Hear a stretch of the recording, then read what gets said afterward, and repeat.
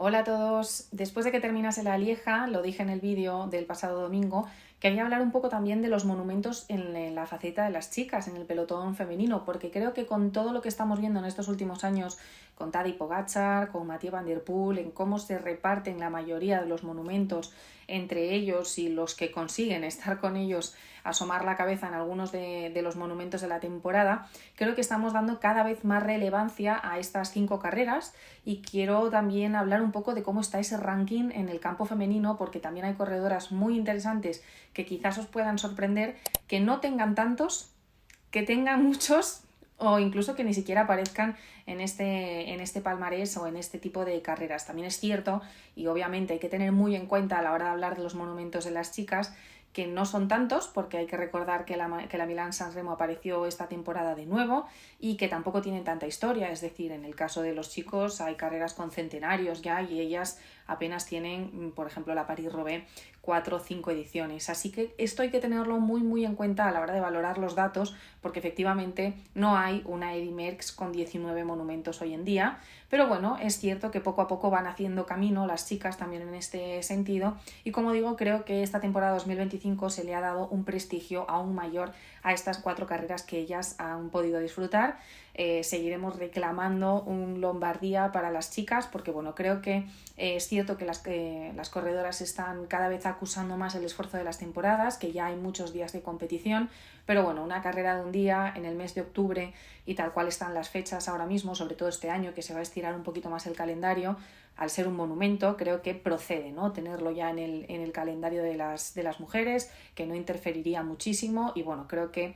sería bonito por el impacto mediático que tiene y también por el hecho de que creo que si hay que reorganizar el calendario World Tour, que creo que hay que hacerlo, no empezaría por ahí, es decir, no empezaría por quitar una carrera de un día, que creo que es lo que menos afecta en este tipo de sentido. Pero bueno, ese es otro tema que podremos valorar más adelante, quizás a final de temporada podremos hablar un poco de cómo afecta cómo está el calendario ahora mismo. Pero bueno, seguiremos reclamando el Lombardía hasta que aparezca, que estoy segura que RCS se va a encargar dentro de poco, ya lo han hecho con la Milán-San Remo, pero estos pasitos también hay que darlos poco a poco porque es importante mantener la calma e ir a la vez que el crecimiento del rendimiento del pelotón. Empiezo entonces por la Milán-San Remo, que todos sabéis que esta temporada ha vuelto después de 20 años, que vimos una salida desde Génova, llegando también a San Remo,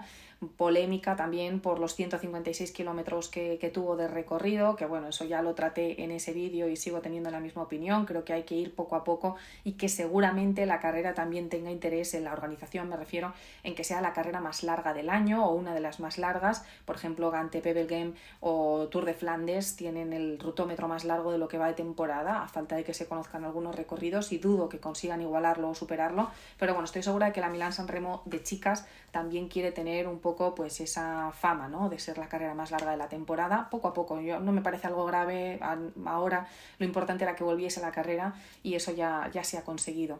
Esta temporada tuvimos la reedición, ¿no?, de la Milán-San Remo ya como tal, pero recordemos que esta carrera ya se celebró en 6 ediciones en 1999, es decir, fue el primer monumento femenino que apareció en el calendario de las chicas. Habrá nombres que seguramente a muchos no os suenen y ni siquiera os parezcan familiares, pero claro, era otro tipo de ciclismo y otro tipo de vídeos que quiero hacer es intentar presentaros a estas ciclistas. Si os parece interesante podéis comentármelo y para el futuro, quizás ahora estamos en una zona de la temporada un poco más activa y no procede, pero quizás para los meses más bajitos podría plantearme hablaros de figuras femeninas que fueron súper importantes, no solo las que aparecen aquí, sino hay muchísimas más, y que creo que está bien conocer esas historias, así que eso ya para más adelante. Entonces, como decía, la Milán-San Remo apareció en 1999, Sara Feloni fue la primera ganadora de la carrera italiana, con lo cual podéis imaginaros también lo que representó eso, y la carrera en aquel primer momento no tenía más que 118 kilómetros, es decir, que bueno, era una carrera que ya me extraña que en aquel momento, ¿no?, en los años finales de los 90, prácticamente no, evidentemente, se hayan planteado hacer una carrera de más de 100 kilómetros, porque muchas de las copas del mundo que había en aquel momento ni siquiera alcanzaban los 100. Entonces, bueno, me parece que en aquel momento se creó esa primavera rosa con una intención ya importante, pero luego no sobrevivió por cosas económicas, evidentemente, lo que siempre falta a la hora de organizar carreras es dinero. Así que a partir de la temporada del 2005 fue la última vez que se celebró como tal, hasta que volvió en este año. Bueno, pues en ese palmarés Como veis, tenemos a nombres como Diana Zulite, como Susanne Luxkog o Mirjam Melchers, que es una corredora a la que vais a ver mucho en este tipo de carreras, y Trixie Worrack, que por ejemplo es otra corredora también llamativa de esta época y también consiguió esa última primavera rosa en aquel momento. Si seguimos en el orden cronológico en el que están colocadas las carreras, después iría Ronde van Vlaanderen, el Tour de Flandes, como ya sabéis, a principios del mes de abril normalmente, y ahí sí es verdad, esta es la carrera más larga hasta el momento, el monumento más largo femenino. Empezó en 2004 y en este caso la primera ganadora fue Zulfilla Zabirova, una corredora kazaja que puso su primer nombre en el palmarés de Ronde van Vlaanderen femenino, y luego ya vienen un montón de nombres ya más conocidos o más, por ejemplo, de esa época del año de los 2000, por ejemplo, Mirjam Merches, os la acabo de mencionar, Judith Arndt, Ina Joko Teutenberg, que la conocemos por ser la directora del Lidl Trek hoy en día, Annemiek van Vleuten, por ejemplo, ya irrumpió en ese 2011 como uno de los nombres que hoy más podemos conocer, y bueno, un montón de corredoras, Marianne Vos, Ellen van Dijk, Elisa Longo Borghini, que han ido poco a poco aumentando el palmarés de la carrera y consiguiendo pues lo que hasta ahora ellas consideraban ese primer monumento del año, porque recordemos que hasta ahora no ha habido Milán-San Remo, así que bueno, ellas siempre han tenido el Tour de Flandes como ese gran día, Tour de Flandes, y luego la aparición de la París-Roubaix, que viene a continuación, pero que ya sabéis tiene solo 5 ediciones. La carrera en sí de la París-Roubaix, es decir, cuando empezaron los rumores de que iba a haber París-Roubaix, fue ya hace bastante tiempo, por los años 2018-2019, con esa creación de la Course by Le Tour, es decir, ahí ya se empezaba a notar que ASO estaba empezando a buscar un poco la manera de incluir este tipo de carreras en el calendario femenino. Obviamente la Unión Ciclista Internacional no se iba a oponer a ello porque el ciclismo femenino estaba en pleno auge, y en realidad la París-Roubaix estaba pensada para iniciarse en el año 2020, pero cayó la pandemia, no pudo ser, y por tanto cuando vemos el palmarés de la París-Roubaix normalmente hay un hueco en blanco, es decir, no hay una primera ganadora porque no se pudo celebrar esa edición que ya estaba medio pensada, ¿no? Entonces tuvimos que esperar al año 2021, que tampoco fueron las fechas habituales de la París-Roubaix, fue en octubre, recordemos,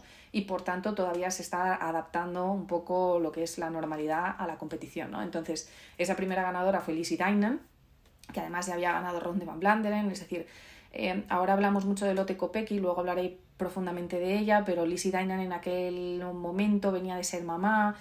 fue una primera carrera súper emocionante porque tuvo una fuga de 82 kilómetros, y bueno, así comenzó la París-Roubaix, que ya sabéis tiene solo 5 ediciones y 5 ganadoras diferentes de 5 nacionalidades distintas, y por supuesto un monumento que no podía faltar en el calendario de las chicas, que ya reclamábamos desde hace muchísimo tiempo, porque es cierto que en estos últimos 6-7 años han cambiado muchas cosas, pero una carrera tan importante como la París-Roubaix se echaba muchísimo en falta, y las ciclistas la verdad que lo han hecho a la perfección para dar la talla siempre en este segundo monumento, tercero ahora para ellas. Y luego tenemos la Lieja-Bastogne-Lieja, que apareció en 2017, es decir, no hace tanto. Por eso me refería al principio al hecho de que hay que tener en cuenta que la historia de los monumentos de las chicas no tiene tanto recorrido, porque es verdad, y ahora veréis un poco el ranking de quién tiene cuántos, es decir, no hay tantos números y no hay tanta cantidad de corredoras con grandes monumentos, porque al final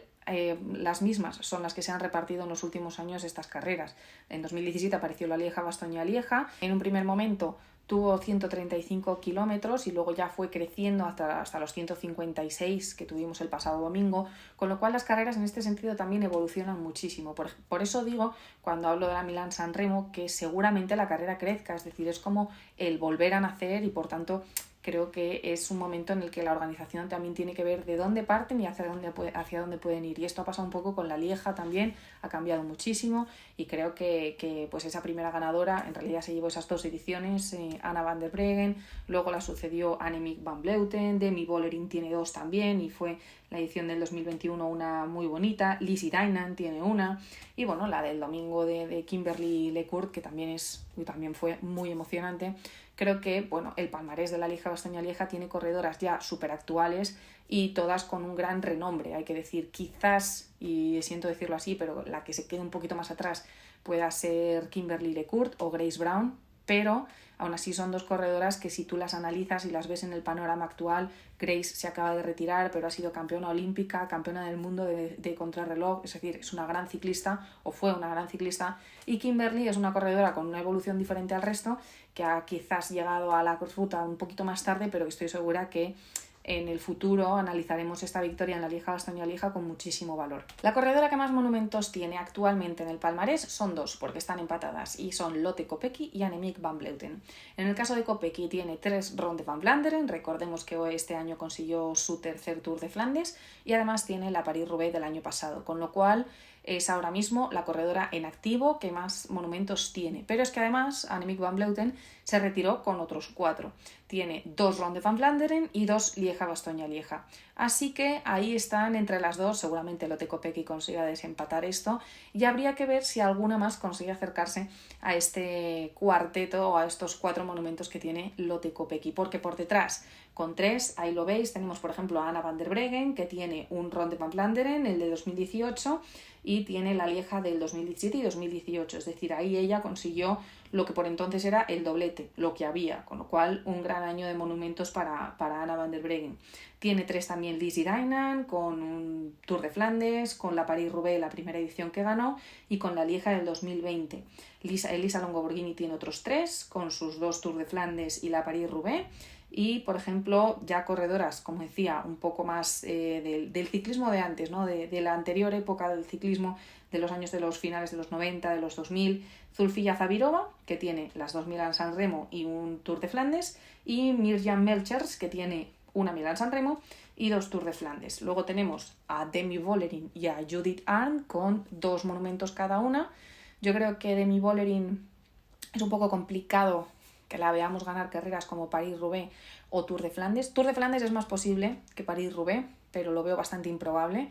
Y aún así creo que para Demi Vollering no es un objetivo. Al igual que para Tadej Pogačar se ha convertido en un objetivo el hecho de conseguir monumentos y estar en este tipo de carreras que quizás no son de su perfil como ganador de Tour de Francia, en el caso de Demi Vollering creo que no es algo que ahora mismo la inquiete el hecho de participar en una París-Roubaix. Quizás en un futuro igual sí, si en algún momento decide hacer un cambio de temporada y enfrentarse a esa carrera, yo creo que en algún momento lo hará, pero no sé si como un objetivo claro de conseguir monumentos no creo que sea ese el objetivo, sino participar en la París-Roubaix y ver lo que puede hacer en ella. En la Milán-San Remo este año ya la vimos. Yo creo que en la Milán-San Remo Demi sí que tiene que pensar un poco como Tadej, es decir, ¿qué hago para que en esta carrera que a nivel recorrido no es tan exigente como yo necesito para llegar primera a Vía Roma? Eso es algo que seguramente veremos en el futuro. Este año ha sido un poco también de prueba para todo el mundo, pero que en las próximas ediciones, igual que ha pasado con la París-Roubaix, veremos cómo las corredoras se van adaptando cada vez más a la carrera y buscando cada una sus posibilidades en función de sus habilidades, ¿no? Entonces, bueno,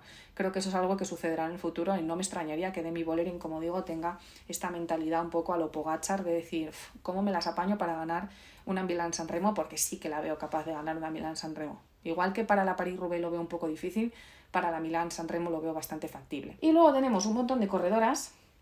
que tienen un monumento. Entonces, aquí en la tabla lo que veis, las he puesto un poco de las más actuales a las menos actuales y por tanto por eso veis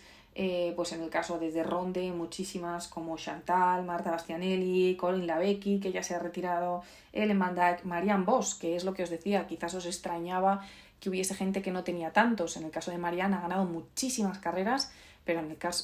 monumentos solo ha ganado uno, que ha sido de Ronde, y eso es algo que me parece también llamativo a tener en cuenta. Y luego veis pues la Milán-San Remo de Lorena Vives y cómo las corredoras más de esos años de los 90 o de los 2000 pues están en esa parte más baja de la tabla con una Milán-San Remo cada una. Y bueno, creo que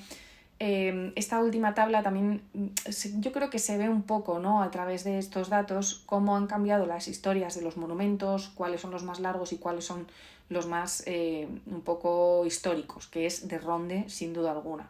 Creo que pasa también un poco con el Giro femenino, esto lo hablaré en otro vídeo de las grandes vueltas, pero el Giro femenino obviamente tiene muchísima más historia que la Vuelta como tal o que el Tour de Francia, por supuesto. Entonces creo que también hay que tenerlo en cuenta, el hecho de que las organizaciones o que una organización como Ronde van Vlaanderen haya apostado por las carreras femeninas desde el año 2004, que era Copa del Mundo, y que se haya conseguido mantener en el tiempo. No tanto la primera iniciativa de crear la carrera, sino el esfuerzo en mantener la carrera, porque esos años, hasta que la tele ha llegado al pelotón femenino, era muy difícil mantener las competiciones y bueno, creo que también hay que valorar el esfuerzo de esas organizaciones, igual que de RCS por sacar ahora de nuevo la Milán-San Remo, esperemos que el Lombardía y por supuesto pues ASO con la Lieja-Bastoña-Lieja. Entonces bueno, Creo que va todo un poco en función de la evolución del pelotón, que está dando este tipo de frutos, el ver carreras de más prestigio más habitualmente. Hace poco incluíamos la París-Roubaix, poco después llegó el Tour de Francia y ahora está llegando, por ejemplo, la Milán-San Remo. Algo que ocurre también con los monumentos femeninos es un poco la relevancia que le dan las corredoras. Creo que este impacto que han tenido, sobre todo a nivel mediático, el hecho de hablar de monumentos, de carreras de un día súper especiales, lo hemos traído también de las carreras masculinas. Es decir, no es lo mismo ir a una Lieja-Bastoña-Lieja que ir a una Amstel Gold Race, y eso que son tríptico de las Ardenas. Es decir, es un concepto totalmente diferente, no solo en el ambiente de la carrera, sino para las corredoras. Y hoy en día ya sí se sale pensando en voy a ganar un monumento o no lo voy a ganar. Es decir, creo que ahí también hay un cambio de mentalidad por parte de las corredoras de saber que se enfrentan a una carrera con un punto más especial, ¿no? En el caso de, por ejemplo, carreras femeninas también hay un debate con el tema del trofeo Alfredo Binda, con la Strade Bianche. Yo creo que hay carreras que sí que se comparten entre chicos y chicas y que unos les dan más valor que otros. Por ejemplo, y esto es toda una percepción personal, para mí las chicas se toman mucho más en serio la Strade Bianche a nivel de participación, a nivel de no cómo se preparan, ¿no? Sino cómo llegan un poco más a tono, ¿no? A la Strade Bianche, cómo es un poco para ellas la carrera, que en el caso de los chicos, que a pesar de que estos últimos años tienen la presencia de Tadej Pogačar y tiene una gran participación, creo que ellos es como la primera clásica, con lo cual todavía no es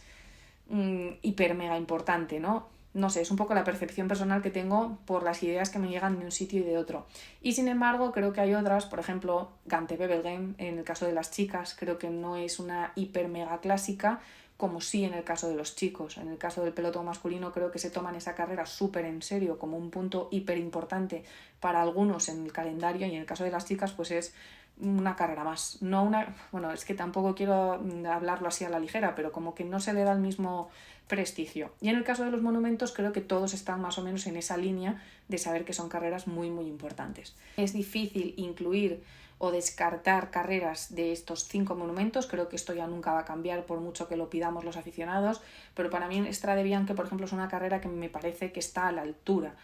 No voy tanto a lo histórico, claro, con el caso de los chicos, si nos ponemos a hablar de historia, evidentemente no, es decir, si nos importa tanto ese punto de cuántos años tiene la carrera, pues no, pero en el caso de las chicas, teniendo en cuenta que hay carreras recién salidas como la París-Roubaix o la Lieja-Bastoña-Lieja, ¿por qué no vamos a incluir a la Strade Bianche? Por supuesto que sí. Entonces, en ese sentido, creo que podemos hablar de un debate larguísimo y con un montón de variedad de opiniones, pero creo que los 5 monumentos van a ser siempre los 5 monumentos y no se van a cambiar nunca porque ya es una cosa histórica, y que si los cambiásemos seguramente afectaría a corredores, es decir, sumaría más Eddy Merckx, restaría quizás, no sé, en ese tipo de... en ese ranking en el que, bueno, ¿es importante? Sí.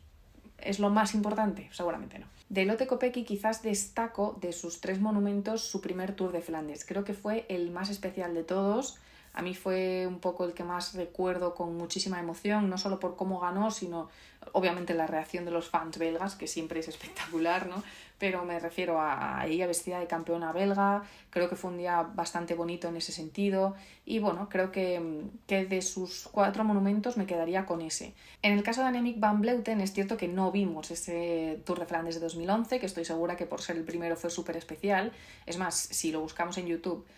yo creo que hay vídeos, no los he visto, de ella ganando y bueno, así un poco vintage, vamos a decir, ¿no? Pero era como se seguía el ciclismo femenino en aquel momento, así que es un poco la realidad de lo que era el ciclismo y lo que se está convirtiendo, que es algo totalmente distinto. De lo que yo vi en directo y lo que viví, me quedaría con su Tour de Flandes de 2021, muy especial, vestida de campeona de Europa. Creo que fue muy bonito y creo que me quedaría con ese. Y luego este año hemos tenido los 4 seguidos y creo que ha sido una temporada... En el vídeo de la Lieja decía que cada carrera nos genera emociones distintas, y a mí me ha pasado un poquito también con las chicas en estos 4 monumentos. Diría que me quedo... Estoy entre la París-Roubaix o la Milán-San Remo, tengo que decir. Y diría casi la París-Roubaix. Y me explico. La Milán-San Remo ha sido una carrera con la que yo he alucinado. Es decir, esa sensación de que llega la acción y estás esperando y luego llega y...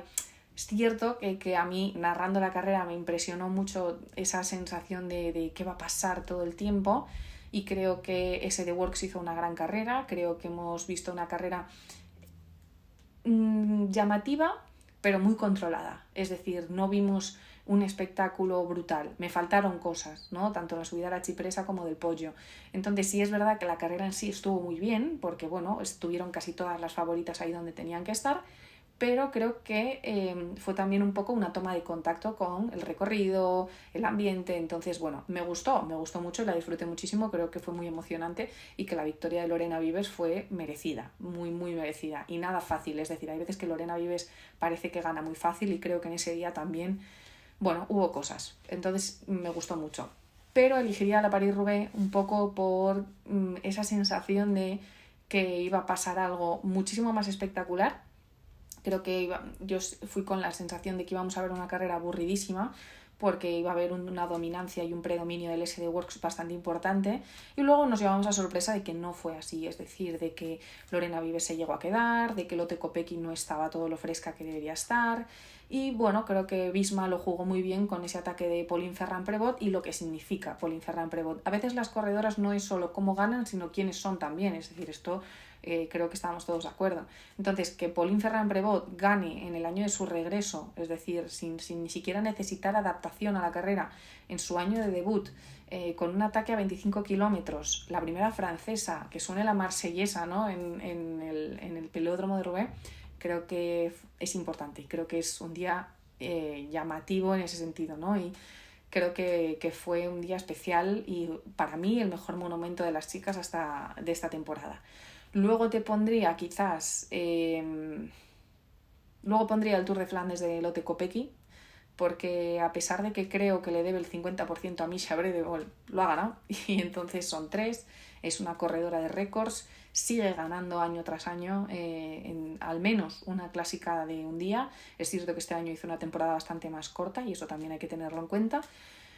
Pero bueno, al final Lotte Kopecky es la campeona del mundo, para mí la mejor clasicómana del momento. Enseguida yo creo que aparecerá gente que le hará rivalidad importante. Y luego dejaría la Lieja, pero porque la Lieja es verdad que a mí me parece que le falta un poco más de dureza en el recorrido, un poco más de algo en la parte previa. Este año la carrera fue muy lenta en la parte previa de las chicas y luego se vio que todo explotó en la Redoute, pero esa primera parte... A mí creo que hay que añadirle algo para que sea un poco más emocionante. Por supuesto, me gustó mucho, y lo dije en el vídeo, el sprint de Kimberly Lecourt, y una de las cosas que más me alegra de esta temporada de Monumentos es que hayan ganado 4 distintas, porque al final es cierto que en 2023 tuvimos una temporada dominada entre Lotte Kopecky y Demi Vollering, luego 2024 parecía un poco más de lo mismo, pero bueno, digamos que hubo un poco más de variedad. Pero este año pues yo creo que estamos viendo los equipos cada vez más abiertos, las posibilidades cada vez más repartidas, entonces creo que eso también lo hemos visto en esta temporada de Monumentos. Así que se terminó la Lieja, se terminaron los Monumentos, la semana que viene tenemos Vuelta a España y enseguida tendremos la previa también aquí por el canal.